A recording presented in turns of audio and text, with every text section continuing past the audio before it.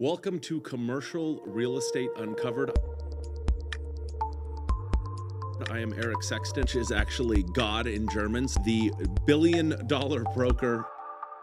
Welcome to Commercial Real Estate Uncovered. I am Eric Sexton, and I am very excited about our guest today. Dave Sundaram is a local developer. You've got quite the educational background.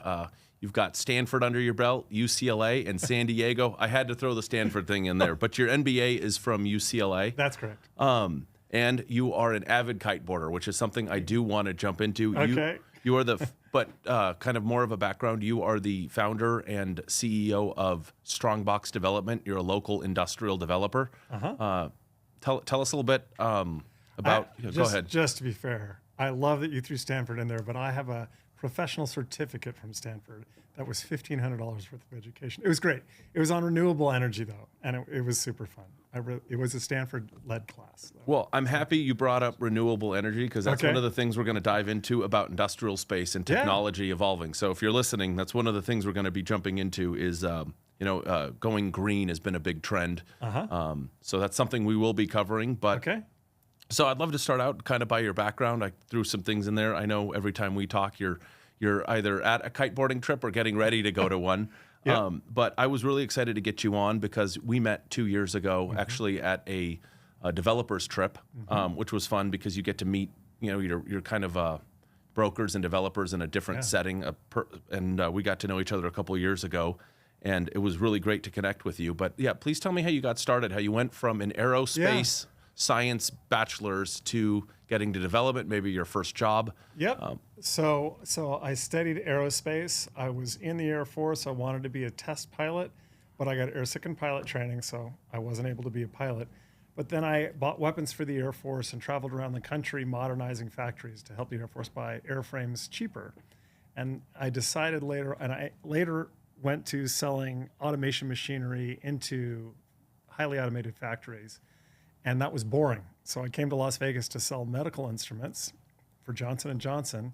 And my roommates were three guys that started a commercial brokerage firm, which is now Colliers, and Central Properties, which was a development organization. And that's where I cut my teeth on development and worked under a senior executive that was formerly from Howard Hughes and had a great time. So left that company and started my own company in 2007. And I'm on my second company after having a falling out with the former partner of the first development company that I was a senior partner at. Partners can be tough, but that's okay.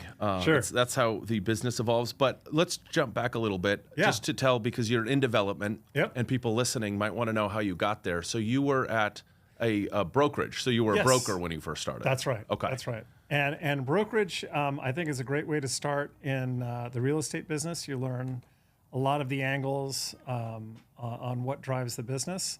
I worked at Stewart Mixer Commercial, which became Colliers, and initially I was doing office leasing and was not particularly fun for me. Later did a little bit of land acquisition and asset sales, and that was really fun, but my personality is much more suited to development. I think brokerage is exceedingly hard work. And there's only one really good way to start out in brokerage in my mind, and that is on a team that has a lot of transaction volume. So you learn in 3 years what some people otherwise learn in 10 years. And that's, if you start that way, then brokerage kind of takes you for the rest of your life because you're making so much money you can never leave it. I love that you said that. No, because you've got a handful of projects going on here, some good-sized buildings, and Dan Doherty from Colliers was on the show the episode before, and that is one of the things that he reiterated was start out on a team. So I love to hear people accomplished in this business say that, because if you're new to this business and you don't know where to start, that's a good place to go. Okay, so you started at brokerage, and then you've been through a couple development companies, and I like to start with that because it really gets to your resume, because I've worked with you in the past, and as you were a developer and you had a brokerage team that listed a building, and I brought a buyer, and it was interesting to work with you as a developer, because sometimes some of these really big companies, you deal with asset managers and you were the principal and you were on the phone, wanted to meet the potential buyers, how it would mesh. What makes you want to be a developer that's more hands-on with potential buyers than maybe being with a larger company with a lot of levels between you and the potential buyer? Great question. I think development really doesn't take an 80-hour work week to do a lot of large transactions, right? A lot of large deals. So you can be as face-to-face with your customers as you want to be. And of course, I consider myself a very young developer, not in age, more in experience. And that you learn something on every interaction you have with a customer. More importantly, if you're face-to-face with the customer, you'll learn about what they really care about. And I think in any transaction, it's so much more likely to get done if there's a level of trust between the parties. And there's no better way to develop trust than let two personalities flow face-to-face, meeting each other. So developing a little bit of familiarity and trust on showings is what I wanted to do. And then with the people that were bringing me end users and customers, I wanted them to feel the same way, that they always had access to me and could talk to me about anything. And if they ever had an issue with the way my firm was treating them, that I got that feedback directly. Ultimately, if you're a large real estate investment trust and you've got regions all over around the country managed by a division manager, it's more of a corporate feel. But I would say probably 2/3 to 4/5 of the development entities in the country are more my flavor. We're small local guys picking up land, figuring out what needs to be on that land, figuring out a way how to finance it, and making sure we got good connections with people like you so we can fill it with customers. Well, you make it sound really easy, but that's a real analytical way to do it. I do want to talk about how you just said how you find land and build them for the specific user. Yeah. But with your education is interesting, and I did not know that you were in the Air Force. That's something you should add to your highlight reel on your website. But how long were you in the Air Force for? 4 years. 4 years. And was that before or after you finished your bachelor's degree? Right after. It was right after. Okay. So that's interesting. So you wanted to be a pilot. Okay. I was just trying to, my notes, I'm jumping around a little bit here. So do you think with the being a purchaser, and then you were in the medical field as well, but an aerospace degree and an MBA from UCLA, I know you, I've known you for a while, but people who don't know you, I find you to be pretty analytical. Do you feel that that specific education gave you the tools to get to being able to put parcels together and figuring out what kind of what kind of building you should be building on what particular kind of site? Yeah, engineering is like going down a deep, dark rabbit hole where you want to model everything with math, and your math model predicts how the universe is going to behave, right? And that's the value of engineering. But that background did not prepare me for was really the finance end of it and how financial markets and capital markets worked. And also, I was lacking some of the macroeconomic big picture stuff, right? And I think part of the job of a developer is being on the right side of large macroeconomic trends. So when banks all go bankrupt at the same time, that's a trend. It took us 5 or 6 years just to get back to zero from that one, the great financial crisis. 2008. Yeah. 2008. And then, so then the next one is this one where, we spend $6 trillion on a $20 trillion GDP doing PPP loans and trying to come back from COVID. And now all of a sudden we have increased our money supply many times over within a couple of years. And then we have inflation, then we have interest rates going up, and now our cost structure for development has vastly changed in a very, very short period of time. So this wonderful cycle that was really the best in my lifetime, 2010 to 2022, has just ended, and there's a lot of question marks about what the future holds for everybody in development across the country, because we all access debt. So it's a number, square one for getting a project done is how do we get it financed? So the engineering background was interesting. I did it because I wanted to be a test pilot in the Air Force, but they wanted an aerospace engineering degree for that specialty within piloting. So after that, the business degree I think is the most practical degree that anyone could get, period. But for real estate, it's the best degree. A finance or a macroeconomic, a big picture look, or an MBA, or an undergraduate in business is absolutely fine. Then get yourself on a big team, whether it's brokerage or development. learning the basics will get a young professional off on the right track, so long as you have massive transaction experience. You get a lot of practice early on as a young man. You know, that's always one of my favorite topics, because I've shared this with you. It took me 8 years to learn something I should have learned in 2, because I just wasn't, probably mentored the exact way that I would have liked to have been if I could have created my own path. But you know, you get to where you're at, you know, the path you're given. But you covered a lot of data points as far as, it's interesting where we're at in the economy and in the cycle. But you mentioned a good point. How did you get familiar, and how did you learn the financial end of underwriting a deal? Like, how did you learn that if you weren't prepared for that when you got into it? Yeah, you know, there's a simple way and sort of a longhand way that we look at a project. The basic initial way is just making sure we have a decent margin, and that's a decent return on cost. What fraction of annual rents is represented relative to the cost to build a building, right? So maybe we get an 8% return on cost, and we think that's great relative to where we can borrow, and we go build, right? But the long form answer on building a project and either holding it for 5 or 10 years is sort of a discounted cash flow model. And that model is not taught in any engineering class, but it's taught in virtually every business school. So you put all the cash flows down that you expect to encounter, including operating expenses, leasing expenses, vacancy, and you just put it into a timeline. You get annual cash flow, and then you discount it back to present value. And you know, in real estate, we don't use net present value analysis. We use IRR analysis. We essentially just say, you know, where is the net present value? 0. That's your IRR, and hopefully that compares well with other projects that you might have the opportunity to do, and you do the ones with the highest IRR. So if you can't tell, Dave knows this stuff inside out and backwards, and it's a lot of information getting thrown at you. And this is why I'll reiterate as a theme when anyone meets me is that it's so important to learn this stuff from somebody who's been there and done that. There's a lot that goes into development. I've been a broker for a long time, so I see a project and I just want to know how much they're asking for it. That's always the question, but you guys have a lot more factors. You have a handful of sites you're building here in Las Vegas right now. We probably should have started with you're an industrial specific developer right now. I know you've worked on some other projects, but that's what you have going on right now. Let's just work backwards a little bit. So let's say I'm a real estate broker. I found a piece of land. You and I went through this exercise a little while ago where there were multiple parcels of land.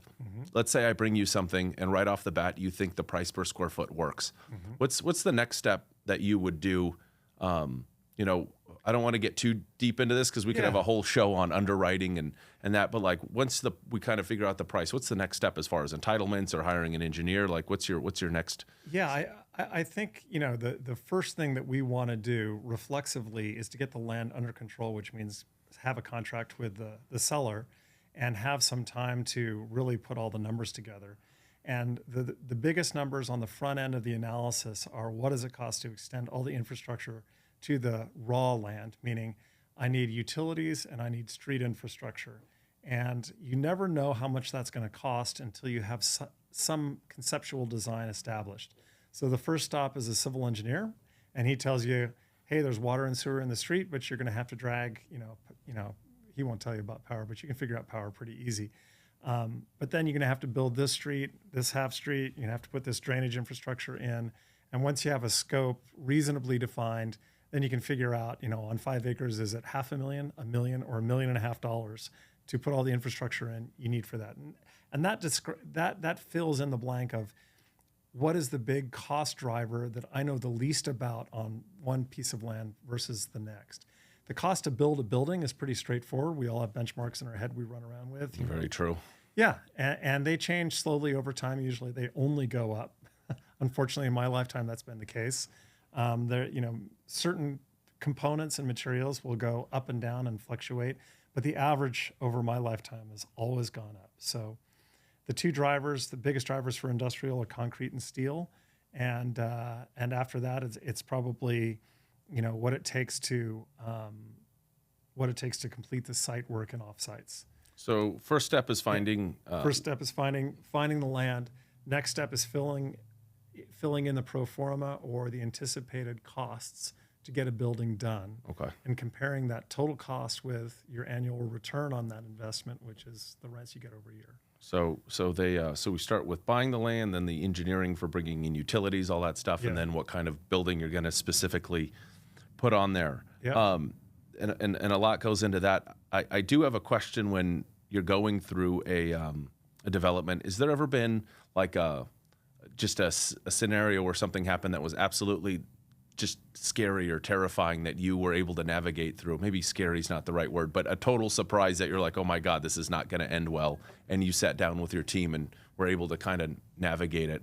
And the reason I like to ask this question is because, scenarios are manageable, but you need to take a deep breath and figure out. So I'm curious if you had one situation that you were able to handle, it because of experience versus maybe had that happened early on in your career that you would have handled it differently. I know that's a tough question. No, this is an interesting question in development because a lot of times you're learning about a problem for the first time, and forever in your career, after you've handled a big surprise problem, you'll never miss it again, right? Because your nervous system is highly tuned not to have problems that cause you to suffer twice, right? So, I'm surprised in this town. There are really good sellers that are completely open book with you about what's going on their land, and others that will hide stuff. Okay. One of the ones I went through early on in my career was buying land from a local, very large and well-heeled landowner in this town. Okay. And it was on these old leaching fields over here in Henderson, and we had an environmental problem to figure out, and we hired some very expensive environmental attorneys to get us what is called a no further action letter, which is essentially federal resolution that needs to be done to mitigate environmental issues on the land has been done, and you're cleared and you have no financial liability for cleanup. Okay. What they were hiding was the fact that there was absolutely no capacity at the substation, and it would be 2 years before another substation could be built. So the energy power for what we were going to build, there was no capacity to extend the existing infrastructure until a new substation was built, and that wasn't going to even be scheduled for starting of construction for 2 years. So sellers should never hide that from you if they know it, and this seller definitely did. So that's why you're trying to solve these big problems of how to serve the property with utilities and roads and streets and traffic lights and drainage infrastructure, and figure out the critical path. That's always the question on getting a finished project, where this very, very risky construction phase turns into a revenue phase where you all of a sudden can collect rents and you've got a tenant in there. How long is that going to take, and how much is it going to cost to get to that threshold? Right. That's sort of what we're trying to figure out in our initial underwriting. The biggest questions are, what is the scope? So what's included that I have to get done before I can get a C of O? And that's when the county says this space is safe to occupy. It's got power, it's got water, it's got all the utilities, so people can use the restroom, and fire, life safety is all in order. Then you get a C of O. Then you can move somebody in the next day and start charging rent. But getting to that threshold, you're looking for what are the things that are going to drive cost, and what are the things that are going to move the schedule out or move it up. What is the critical path? And that's what you're managing the whole time. So there's a lot going on there, which is why working with an experienced developer, when you're maybe buying not a spec building, but a build-to-suit. So I'm going to shift to that in a second. But so that scenario, the seller knew that you couldn't bring power to the site for 2 years, and they did not disclose that. Correct. And they had an in-house civil engineer that had run all those traps and knew that precisely. So and misrepresented it to us. So based on that piece of information now, you add, what specifically would you look for that? I mean, is there a certain survey that you do, or you just literally call the power company and say, hey, when can I get power here next time? You need a dry utilities consultant. In this town, everyone uses the same guy, and he's an awesome human being. It's Rich Ryle at STF, or his partner, Dave. And they get you straight answers. And they're basically former designer, planner guys from Nevada Energy. And they call the right people for you on your behalf and work it. Though, each jurisdiction has its own idiosyncrasies, and figuring out which jurisdiction on any given project is going to cause you the biggest problem is a giant question mark. Another example, I learned on my latest project that I should have had a C of O on in December, but probably not till May. It's 4 months of carry that I've got to now pay for in this building, because Southwest Gas was trying to push us to use their underground contractor that they own, which is not statutorily necessary. We can use any contractor that's licensed with them, but they were saying, no, you got to use this one. And we fought them on that, and we kind of won. We kind of forced it, and we said, this guy can do it sooner. And that saved us probably another 90 days. So your checklist grows as you gain experience of all the things to watch out for. But a lot of times, you can do 5 buildings and Southwest Gas is never a problem. Then all of a sudden it is a problem, and you got to figure out how to get around it, right? So a big part of your job is figuring out how to get over new hurdles that you just have never seen before. Yeah, it's kind of again, they're the been there, done that crowd. That's why. Yeah. Once you have that problem once, you usually know how to deal with it. But that is one thing I always tell buyers I'm working with is do not skimp out on inspections or surveys. Like, if you don't think you need it, still get it, because even if it's an expensive one, it's a lot less expensive than owning the land and figuring out you can't get power for 2 years or something, because like you said, you probably have a loan on that land and you're paying interest on it, and that adds up. Yep. That adds up very quickly. So do your homework, do your due diligence. Is kind of what I'm gathering from that one. Sure. So I do want to take a second and jump back to one of the things we talked about to repivot here. How did you get into kiteboarding? Is that right? That's a funny story. Oh yeah, it's a great one. So I watched the evening.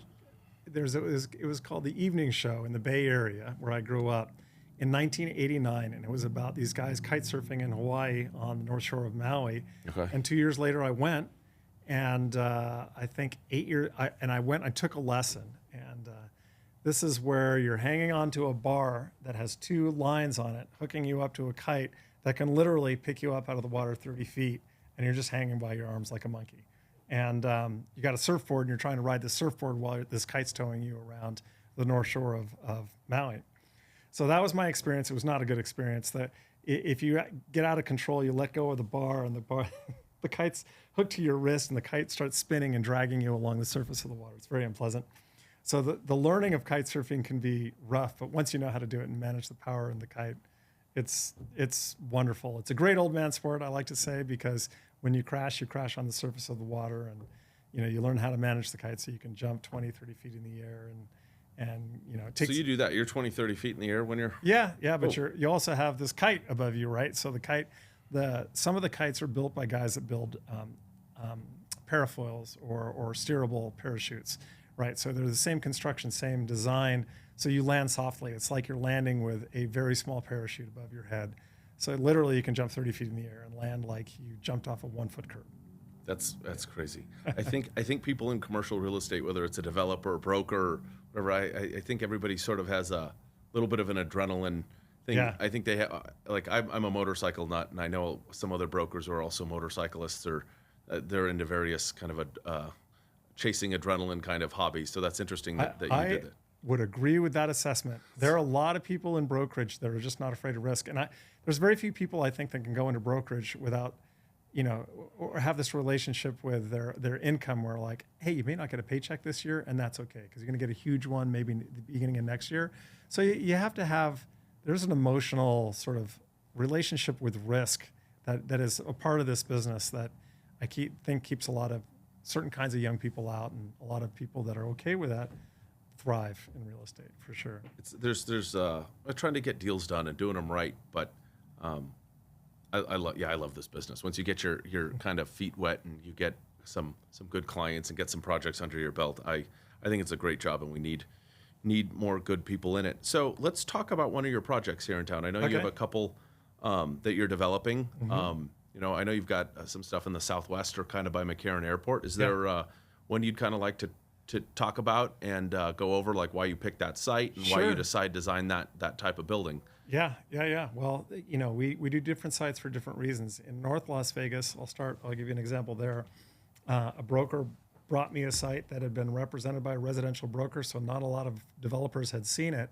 It was $6 a foot when everyone else was paying $12. So I got it for $6 a foot and decided, I just have a little bit of a cost advantage there. And in North Las Vegas, it's very much commodity space. It's a rectangular concrete box. We're all selling just space, square footage. So cost advantage is one reason why you develop something, right? I'm a little bit cheaper than everybody else. I can discount rents. And then the other one is sort of the value strategy, where you're delivering something that's a little bit better. And in West Henderson, the play there is that you're delivering something that's closer to a freeway, closer to executive homes, closer to, amenities that are easily accessed, like lunch amenities and shopping amenities on St. Rose Parkway. So the West Henderson site bought for about $15 a foot, and other people were paying $25 a foot. And I just got the seller on the right day. It was the Sauvage companies, and their message to me was, it's going to take a year to entitle this because it's surrounded by Henderson on all four sides, and it's a county piece, and we're not gonna let you tie us up for that length of time. So if you can close in 30 days, we'll sell you this land for $15 a foot. And so that's what I did. So the bet there is that we get much higher rents. We get rent premiums because of those elements I just let you know. We're probably one of the closer submarkets to California. So if someone wants to come in from California, deliver product somewhere, and then, because Henderson is further on the south end of town, which is where you drive in on the 15 freeway coming from LA 15 northbound, and Henderson's right. That's exactly right. That park's right there. Yep. Okay. Yep. So access to Southern California, logistically, it's easier. And then proximity to really nice homes helps you with people who have a small business that want an industrial space for execution of their business, and they don't want a long commute up to North Las Vegas. So we get premium rents in the Southwest and West Henderson because we're alongside. We're a short drive between all the country clubs that have golf courses and nice homes where the people who own these businesses live, and the place where they come every day to make their money. So you bought both of these sites because you got a deal on them. Let's not say a deal. You were able to identify what was important to the seller and was able to get the land at a price that made more sense. Because if you're buying land at so Brian Hauser, he's actually he's in my office, brought you that site. That's right. And so you felt it was worth about $15 a square foot, and he brought it about $6 a foot. He brought it to me at $6 a foot. Which so price motivated on that one. Absolutely. Did they give you more time to close that one, even at that price? I got 11 months to close that one from the seller, which was great. And sadly, here's another hard-learned lesson. That was the first deal I did not use a land use attorney on my entitlements on. And my architect and my civil engineer were both convinced that Title 30, our code, development code, required that I build cross easements that communicated with the property to the south, which was owned by Link, and they're very large. They're a national REIT, one of the biggest in the country. And they said, no, we don't want cross easements. And I wouldn't want them either, but I thought Title 30 said you had to have them. But they built their property just before this new Title 30, that was 2007 or something, this update was instituted. So they said, no, we're grandfathered in and we don't have to give you those easements. And sure enough, and so I had to completely start over my entire entitlement process. So I burned through a great deal of that 11 months without adding value to the project. And that was a mistake that my civil engineer made and my architect made, but ultimately it was my fault because I didn't have the experience. That it wasn't worth saving the $20,000 that I would have spent using my smoking awesome, great land use attorneys that would have solved that problem immediately. So two things we can kind of recap there. One is hire the right people will get the job done, which unfortunately most of us learn through experience. Yeah. So the one in North Las Vegas is they gave you 11 months, which is when you're a developer or a buyer, that's great. If you have more time, it allows you more time, to get your entitlements and design, and maybe even find a buyer that you could tailor the building for. Yep. And then the one in Henderson, which is again southwest, kind of Las Vegas. Well, I don't know, southwest, south end of town, so you can get to LA faster. And I would agree with you. Like there's a lot of good amenities around there. You were able to get a deal on that one. You were price motivated because of the timing. Tell me about what challenges you had trying to get a 30-day escrow done on raw land, because that is tough to get a loan on sometimes. It is hard. That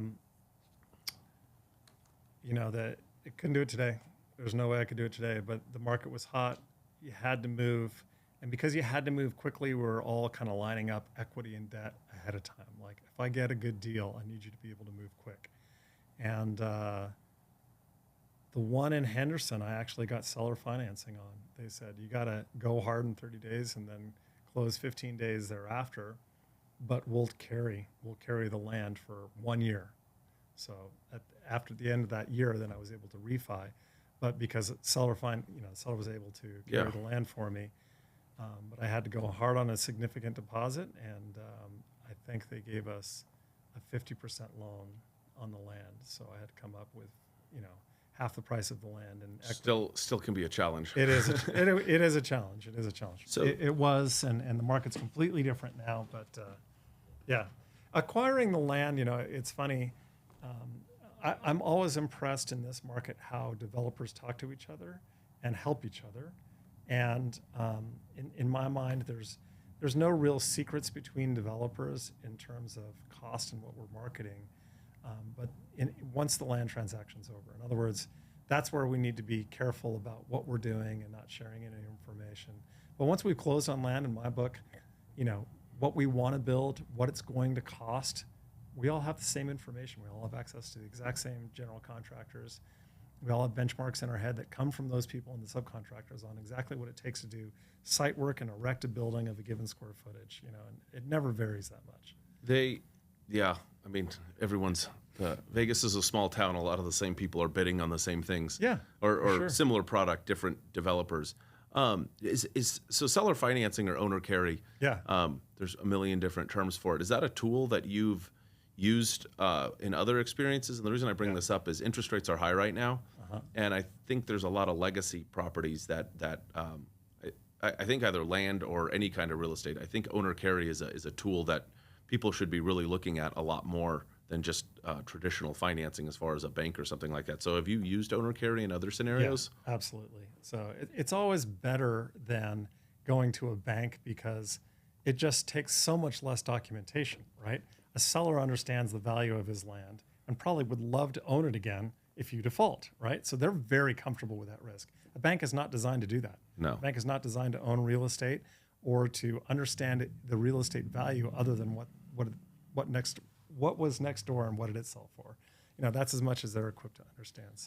So that is, I'm sorry. Yeah, so I mean, to your point, seller financing is great for sellers when people can't get loans otherwise, right? If you want to get more for your land and you offer seller financing, you have a bigger buyer pool. Yeah, and if you're a seller and they give you a 50% down and you default, they get half their money and the land back. Equity and it's the like land back. the best scenario for them. No, as a broker, that's been a big help because there's been scenarios where even a buyer needs to move in fast, and the loan might take a couple months, but they have a big down payment, and the seller will say exactly what you said. Hey, give us a big down payment, and we'll carry it for a year or two, and then when you get the capital or a loan, we'll take the rest of our money. Yep. And sometimes that helps the seller because it gives them more time to go find replacement property for a 1031 exchange or something if they want it, if it's structured the right way. So it is 2024. We are in Las Vegas. You mentioned a couple cycles. We're also headed into an election. 2024 is an election year. Yeah. It's not the feeding frenzy that we had, as you mentioned, last year, but how do you see the industrial market in Las Vegas moving forward over the rest of the year? Yeah. Let's say 6 to 24 months. Yeah, I'd say, this is sort of the number one job of a developer is to figure out where you are in the cycle and whether it's worthwhile building something or not. It's the deals where you overextend yourself that kill you in the long run. And, we all want to get busy acquiring land and doing projects on the front end of a cycle. And all of us, regret pushing it too hard at the end of a cycle. The cycle changes, and you're like, "Oh God, should have sold that a year ago." Right? Well, we all have that experience. hindsight. Of course. But I see this cycle is not as bad as the last one. I mean, I've never seen in my lifetime what happened with the Great Financial Crisis, where not only banks in the United States but banks all over the world were undercapitalized. They were all over levered. And they all stopped lending at once, which absolutely crushed real estate. Subprime ended in 2007. Bear Stearns went bankrupt in 2008. I don't think we saw development in any appreciable dimension until 2012, I think, was when Van Trust picked up a couple hundred acres by the freeway and started building. This cycle is interest rates went up by as fast and as much as I've ever seen in my lifetime. So we all have much more expensive capital, and rents have to catch up to that, right? If we're going to do a permanent loan at 7%, we need 8.5% return on cost just to do the debt service coverage ratio, right? So we were underwriting to 5 or 6%. If our permanent loan was at 4%, we still had a huge spread in there. And now let's say it's 7%, we got to do return on cost 8.5%. Well, if rents aren't 8.5% return on cost, we can't build. So development will absolutely shut off unless you're doing one of two things. You have a really unique location. There are people in the Southwest that are still doing this and still have their foot on the gas, and they have customers lined up already, or they're because they have a couple of other projects where they're in touch with people who are buying industrial product to store cars, to do small businesses that are very, very high margin, are not typical just using the space. Like the closer you are to the ridges or to the summit, those are our highest, sort of that. Super high-end gated communities. Exactly. Like the summit is where Mark Wahlberg lives. Exactly. Then there are warehouses storing his car collections. There are warehouses storing Brett Torino's car collections, right? So the price is less of an issue, and we're still selling buildings at $300 plus a square foot here, and in North Las Vegas, I think you'd be lucky to get $200 a foot for a building right now. So I always love talking with people who've been in the industry a long time because you throw out terms and numbers, and I'm like, I know what he's talking about. But when I first started, when people were talking even just price per square foot, I was like, oh my goodness, I don't know how I'm going to learn all this. But what you mentioned is that's why development, like to me as a broker, I'm like, wow, that's a lot of risk and like a lot of thought that has to go into it. But like you said, you buy the land and you just have raw land and you have a loan on it, which you're paying interest on. And if interest rates go up, that's going to change your underwriting for the construction loan because the interest rates went up, and you're not collecting any rent, so you're paying that out of pocket or with investors. That's right. And then also if the interest rates get even higher during that process, the buyers are now dealing with the new interest rate. So if you had something at 4% when they were that low, and now you're 8, Yeah. a potential buyer is going to say, holy smokes, my interest rate's going to go a lot higher, and the developer's the one kind of holding the bag on that one. That's right. Because as it's going up, it's getting harder to sell and more expensive to build. So that's a lot of data that you're looking at. But it fundamentally boils down to like this ratio of annual rents to asset, cost. And so long as there's a decent return on cost, we're going to build. It's interesting. Half the people that are building are designed just to build. We're merchant builders. We make our money building and selling. And the other half are these national REITs that are designed to hold long-term and deliver cash flow to their investors. So they're very low leverage. They hold forever, and they're designed just to deliver funds from their operations to their investors. So, when the market goes through a big disruption like this, we're all guessing what the future holds. And that's why I say people pay different prices for land, because we all make vastly different guesses about what the future holds, both for the supply side timing and the supply side costs, and also the demand side. So interest rates go up. Is that going to make all these people that for this last 14 years were flooding out of California coming into our market, is that going to give them some pause? Is there going to be a slowdown at the rate that small businesses come and seek a lower cost jurisdiction to do their business in and end up coming to Nevada? So, yeah. Well, it's funny. It's when people say in real estate, location, 90% of the population, they're dealing residential and they're thinking school districts or maybe there's parks nearby, but industrial, you're thinking freeway access and utilities that you're bringing to the land. But you mentioned something interesting about the personal use. I've seen this for years, but I've seen it a lot more since COVID hit.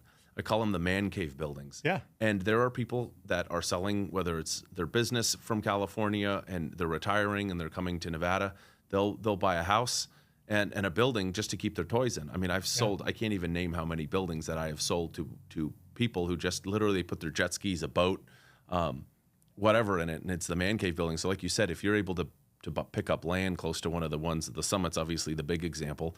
There are people that might be buying those for non-business uses, and unless you're in the industry, I don't think a lot of people see that. Where they're like, well, there's nothing going on with that building. It's like, yeah, because the guy has 10 cars parked in there, and he's just he uses it to hang out with his buddies.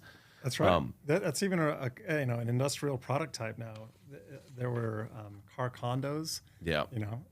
Where people just literally had a guy's room, including a bar and maybe a kegger tapped and a pool table and a car collection and maybe a shop where he did his favorite hobby that was messy that his wife didn't want in his house.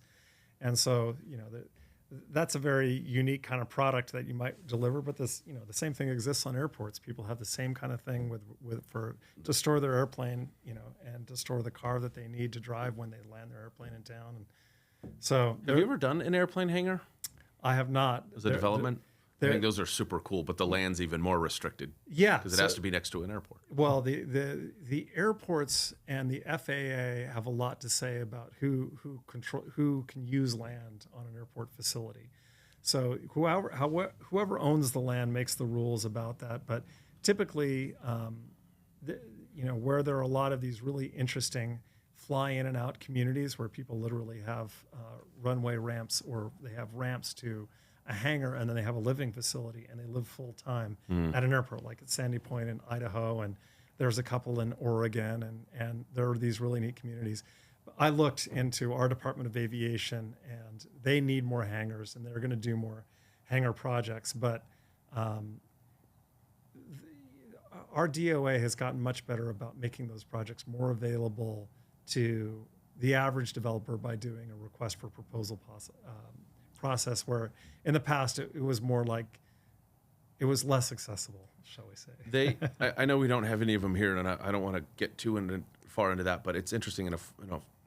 I used to be around airplanes a lot more, and I didn't realize that those existed. They're like master plan communities where you would land your small airplane, and you'd pull the hangar, or you'd pull into the airplane in a hangar just like you would your car. It's wild. That's right.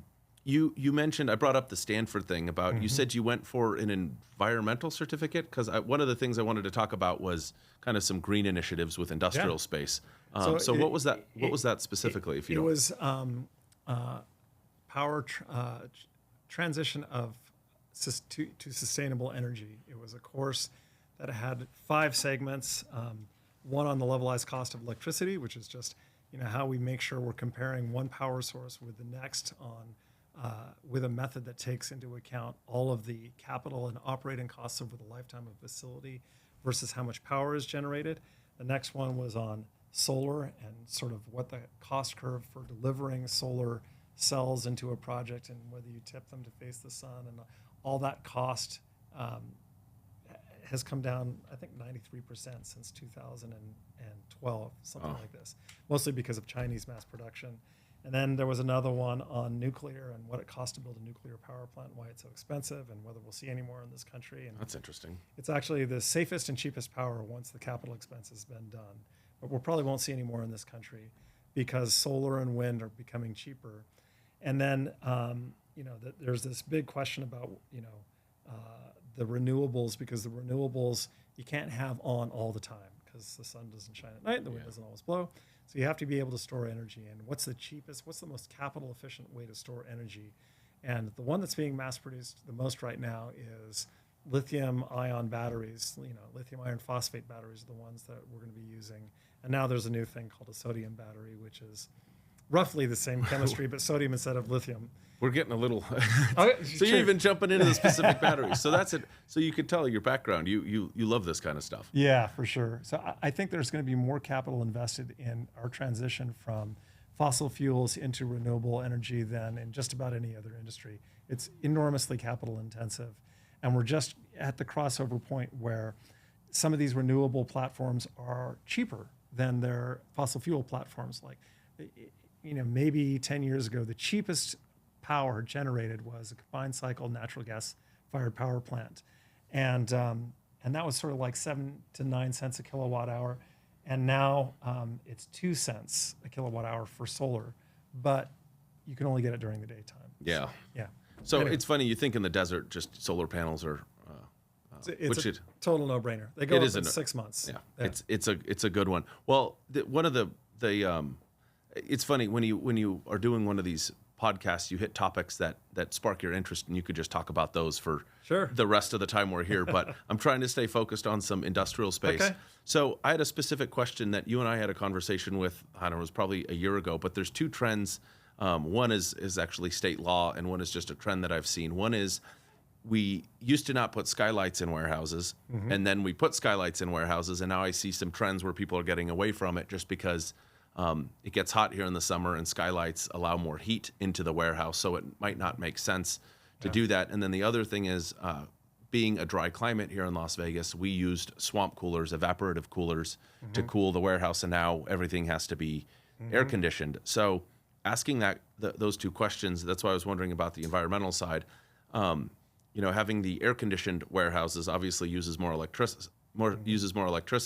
It uses less water, and that's the reason they did it. At least the argument for it. So having what other than costing more to build a warehouse with air conditioning and that skylight thing I mentioned, do you have any other things that you're seeing as far as like technology or trends that are being more green to save on electricity, maybe certain insulations that they're putting in? I'm really curious to be more efficient, to go more green, because that's a big trend that we're seeing. And let me do one more thing, though. The reason I ask this is there are even companies that won't go into certain kinds of buildings. Maybe it's LEED certified or that type of building because it's important to their employees, and they maybe get tax credits for it. I'm interested to see, as a developer, what kind of initiatives or things you're seeing to get more efficient, to maybe be more green, or just to save money. So I'm not building and spending an extra penny to be at all greener ever, even though I think it's a worthy cause. And so people like you tell me that tenants will pay more for it, right? If there's a return on that investment, I'll do it. Okay. Right? If it meets the right threshold. But until you're telling me like, hey, there's at least 15% of the tenants that will pay 20% more because it's a LEED certified building, then there's no economic incentive for me to do that. But I do see, a long-term trend of power becoming less expensive, especially for those of us in the Southwest, where 5 years ago, it's not happening anymore, but casinos were signing these things called power purchase agreements, where they sign an agreement, which is a long-term contract for power. And these big New York banks were giving money to developers who would go buy land, build a solar farm, and sell the casino all that power at 2 cents kilowatt hour instead of paying 13 cents to Nevada Energy. And then Nevada Energy passed a big piece of legislation that said, no, we don't want you selling directly and using our infrastructure for distribution because we're a publicly controlled utility, and we invested in all that distribution infrastructure. We want our return on cost that we were promised. And there's a valid argument there, but generation on the grid is anybody can generate and put power on the grid. Once, the casinos had all signed their power purchase agreements, then it was the school district, and then anybody that was a large user could do that. But that's kind of all worn out. And everything that power generation is such a big economies of scale kind of thing. You don't want to, it's much cheaper to build a solar farm out in El Dorado Valley than it is to put solar rooftops on all the homes in Las Vegas and get the same amount of power, right? It's just much more cost efficient to do grid level type generation. Are you seeing solar panels be put on warehouses? Yes. And some people, if you've got a super high power consumption and and you've got a really large roof, I think 4 times out of 5, it's done more for advertising purposes than it is for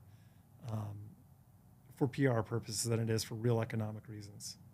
That's my guess. I've actually, I've heard that from some tenants that have said similar things. But everybody wants to use less energy and save money or be more green. So that's why I'm curious. So what about the trend?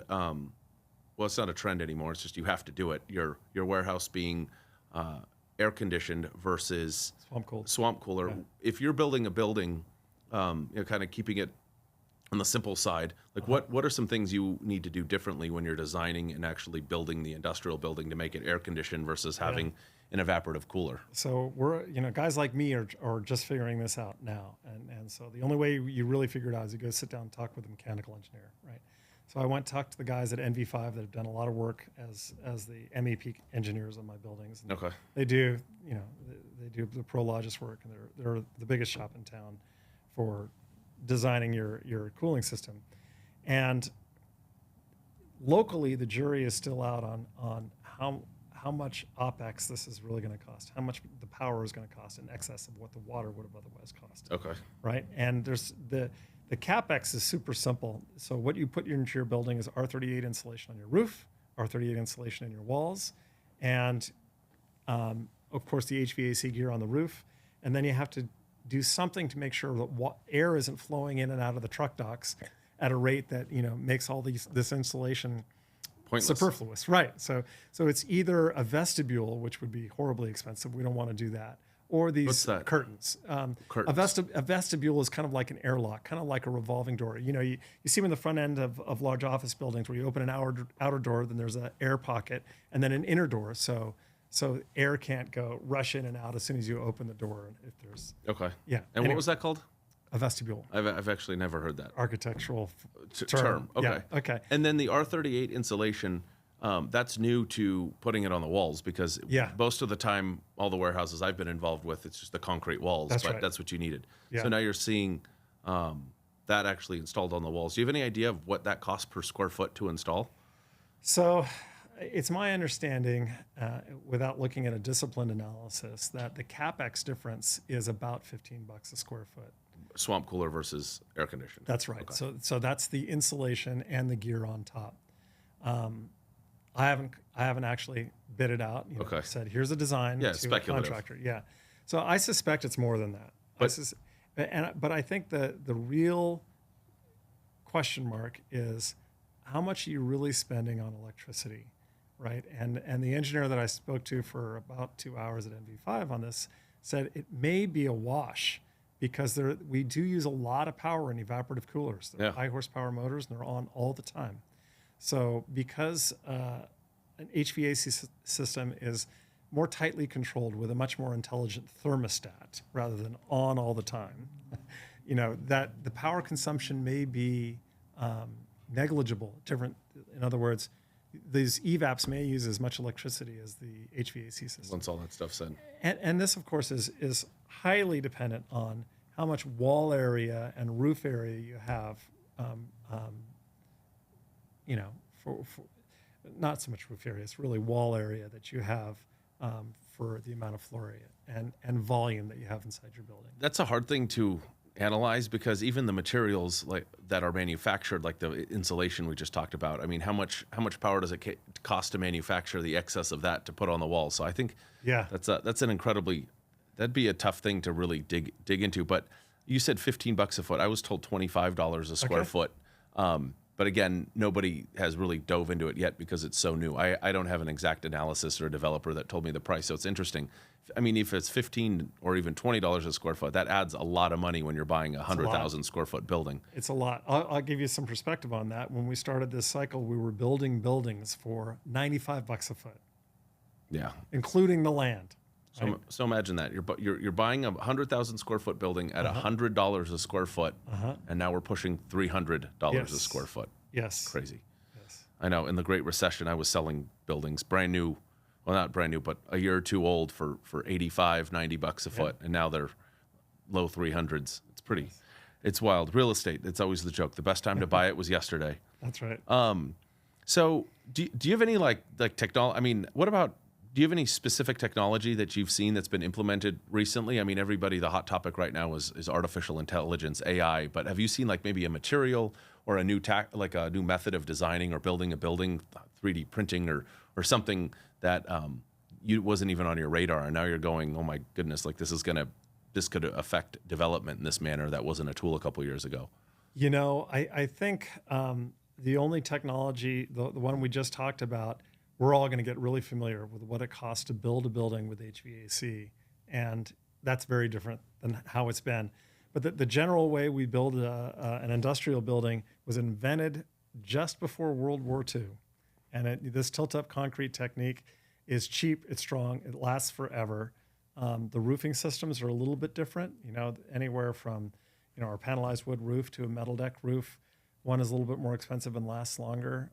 You see the roof on switch, which is arched, so water never accumulates. So based on what the needs of the building are, you might build it slightly different way. But, above the site work and the off-sites, the cost per square foot for similar sized buildings is very, very much the same, from site to site. Though I would say, the construction technique is the same as it was 20, 30 years ago. The costs have gone up. Over this last cycle, I would say the costs have doubled. That's crazy. Yeah.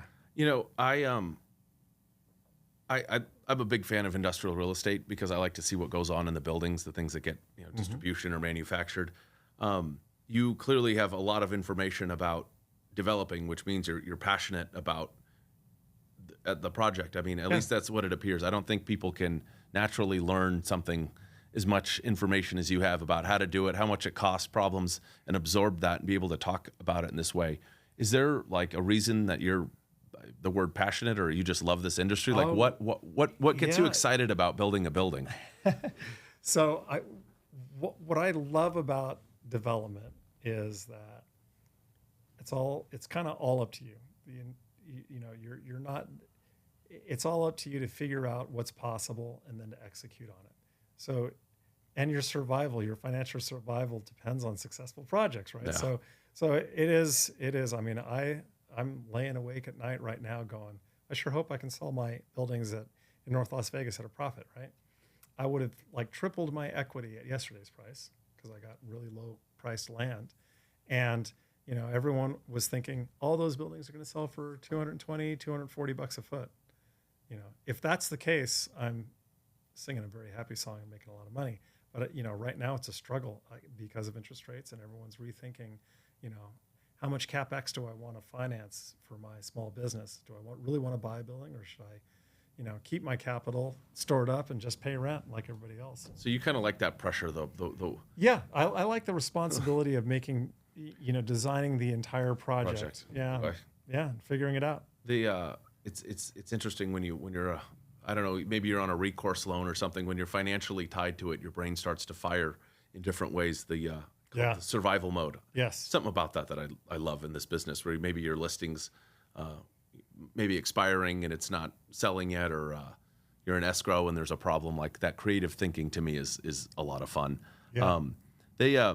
If you could, well, let me back up a little bit. We've talked about travel quite a bit, not here. If you could develop a building anywhere in the world, where would you want to do it? And there's a lot of crazy places in the world. You've probably seen a lot of neat real estate. And the reason I ask this is when I travel, I look at buildings all the time. Like I was actually in Europe, and I got to go do a warehouse tour of a chemical plant. And the way they built the building, I was like, oh, this is so cool. And everybody thought I was crazy because that's what I was doing on my trip to Europe, was going to go look at a warehouse. But it's fun for me. I love to see how people do things differently. So if you could build a building, whether it's industrial or something else, anywhere in the world, where would you pick to try to do it? If I do it just for the learning and for the experience, I'm really interested in Monterrey, Mexico right now. So we are seeing something that's been going on really for 20 years, but China used to be the lowest cost manufacturing format in the world and was for a long time. And it no longer is, not by a long shot. So business is moving to Malaysia, Vietnam, and minimizing the risk in a supply chain means nearshoring. And Mexico is going to inherit a lot of manufacturing from China. Yeah. Their labor is more productive. Their labor is better educated, so therefore more productive. And because it's closer, it's so much closer, and we don't have as much political risk with Mexico as we do with potentially China. So all the infrastructure never wants to move, right? All these giant plants that are built in China are essentially stranded assets. We're going to replace these big structures that are concrete cubes that have all kinds of capital gear that makes, either makes cars or washing machines or whatever you have. But if you just look at a map of Mexico and where the population is and where the real manufacturing is done, it's all done in Monterrey, and not all done in Monterrey, but there's Tijuana, there's the Maquiladoras outside of El Paso, and there's Monterrey. And if you look at them, like in the circle graphs, the circle representing the volume of each market, Monterrey looks like it's 5 times bigger than those other two put together. Really? I've never been down there. So 6 or 7 hours south of Brownsville, Texas, or maybe 8 hours south of San Antonio. So you want to develop something in Mexico, in Monterrey, Mexico, just to give it a whirl. Yeah, or South Texas would be interesting. The interesting thing in South Texas is that ranchers and people who are in the oil mining business don't ever like to give up their land. So they'll lease it to you long term, perhaps. And you got to figure out if that works, inside the context of capital markets where you don't own land, you have a 100-year ground lease on a piece of dirt, and you don't own any of the mineral rights, and how does that ever transfer in a fee transaction? You have to development's learn about crazy. And that's part of the fun. So, like what you mentioned, just even the ground lease, and that's a topic we could talk about for forever. But you said something that I don't think people realize: logistics and warehouse space, how connected they all are. And if, like you said, during COVID, so many things were manufactured in Mexico, and it brought global trade really to a halt for a while because we couldn't do it. I don't think people want to do that again. So I've seen that even. NAI, the company I'm with, we have a pretty big presence in Mexico, and it's been interesting to hear their perspective on how things that might have come from China are now, maybe not all of it being manufactured, but are coming from Mexico. And like you said, there's a lot of natural resources there. I think it's a really good place. Plus, our economy, I think, was almost $30 trillion last year. So it's mutually beneficial for us to be next to them. But yeah, I mean, you can get things up, ship or train or truck. Yeah. So I think Mexico is going to be a very interesting industrial market. And that's the cool thing about our business, is that things will be manufactured and maybe in Mexico and also here, and they work their way up on a train and get delivered here on a warehouse with a rail spur. It's super. I love that stuff. It's actually really interesting if you just look at the map and you see where is the infrastructure that can bring large volumes of product from Mexico.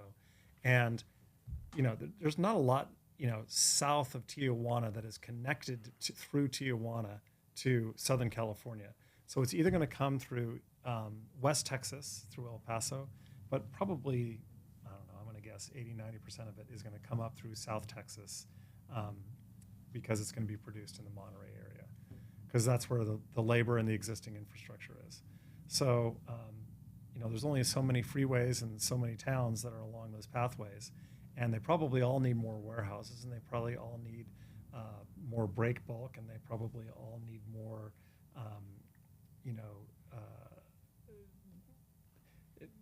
light everything. Manufacturing value add space. Yeah, so Texas, for a lot of reasons, is probably going to be the biggest industrial winner for the next 10 years in this nearshoring and reshoring kind of trend. Not only because they're closest to Mexico, but because they've got a lot of land forever, so it'll be cheaper there, and they've got a lot of energy. It's in the wind corridor. It's sunny in Texas, and those are the 2 cheapest ways to produce electricity. Yeah, I just got back from Austin, Texas. The MotoGP, the motorcycle races were down there. There's a track, COTA, right outside of Austin, and I'm just shocked how many young professionals, educated, that are down there working in various sectors, and the development that's going on there. I agree with you about Texas. I think it's a great market, and it makes me happy too, because we just opened an office in Austin and in San Antonio. So I think we're going to have very interesting part of our brokerage. So last couple things. Sure. You clearly know a lot about what's going on with the industrial world, not only development, but I mean, we just got done talking about Mexico and logistics. How do you stay up to date on keeping up with this information? I mean, are there any books you like to read or news sources you stick to? How do you stay sharp and up to date on this? Because everything's changing all the time. That's a great question, and sometimes we get caught in our favorite rabbit hole for information. But I listen to podcasts. Okay, so what are my favorite podcasts for macroeconomics? Commercial Real Estate Uncovered. Yeah. Well, no, I mean this is a great one for a local market. Yeah. But I listen to Wall Street Journal technology podcasts, and there are a couple of macroeconomic podcasts that I listen to. The Wall Street Journal one's good. That's one I listen to as well. It really is good. The Energy Transition Show for energy is a good one. I've never listened to that one. But, you know, whatever you also want to do a deep dive on, there's all these wonderful courses now on Udemy, right? So, you know, I took a course on how a construction estimator does his job and breaks everything down into linear feet or pounds of steel, and then applies that to. So you can learn it all online. Oh, very true. Well, that's good. No, the Wall Street Journal, that's a perfect answer. And what about if you could give one book that somebody should read if they're thinking of getting into development, and it could be not related to development, but what's one book you would suggest anybody getting into commercial real estate should read? Into commercial real estate? Yeah, it could be a negotiating book, or just, it's probably a question I should give you before you get here. But there's a better answer for you. Yeah, let's hear it. What? No, if you could ask me that before, you know. Forget the book. What's one? Well, I guess you answered it with the Wall Street Journal. You know, one of the really upbeat ones was by Peter Diamandis, and I'm going to forget the name of it. But if you write down, he and the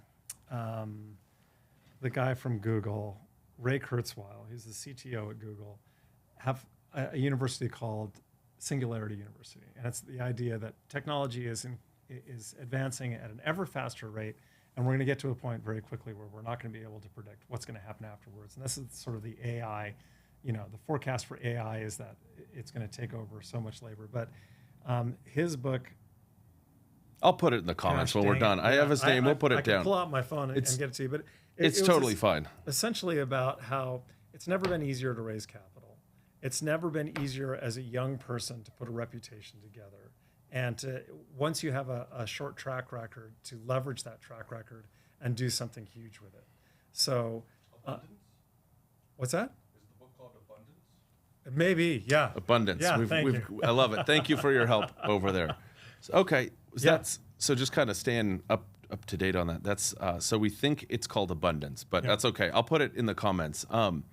So Dave, I really appreciate you coming here. We covered all sorts of stuff from development, being a smaller development, your background, which I love. Yeah. You know, and the thing that I like to say in commercial real estate, you don't need to specifically be educated in this thing or come from this background. It's a great industry all around, and there's so many opportunities in it, from brokerage to development, engineers. I mean, there's a million jobs that go with it. And I mean, there's even brokers that specifically do warehouse with trains, which is an interesting thing. So how can people get a hold of you if they want to get in touch with you? Do you have a website, or are you on social media? What's the easiest way to... So my website is strongboxnv.com. Strongboxnv.com, okay. I built rectangular concrete boxes, so I named my company Strongbox. That's how much thought went into that. Yeah, I love that name. Straight to the point. Okay. So yeah. So again, I'm Eric Sexton. You can find me at Eric T. Sexton on Instagram, or our Instagram handle is Commercial Real Estate Uncovered. Dave, thank you again for coming in. Pleasure. Yeah. Thanks for having me. It was a lot of fun.